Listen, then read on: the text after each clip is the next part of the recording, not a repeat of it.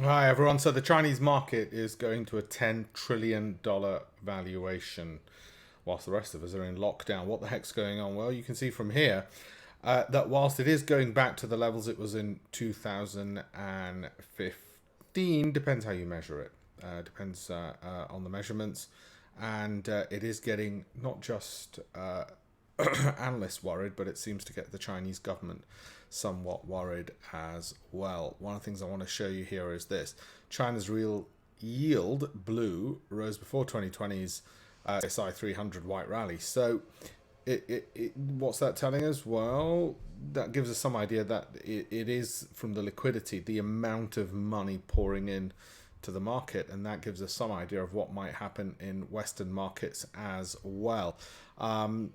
Let's have a look at this. The Shanghai Composite Index in orange has climbed to its above its analyst 12-month target price. So there's a bunch of analysts who think it'll get to a certain level. It's gone way above that, and that's worrying. That's got to be a bit worrying.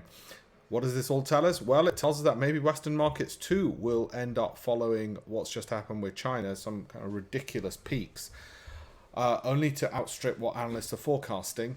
And, well, what's next?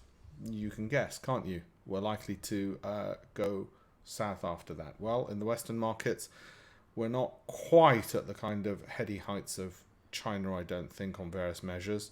But you can see how this all plays out, the usual cycle of markets. Well, let's ride it to the upside for now anyway. For us, we're investing in just the Western markets.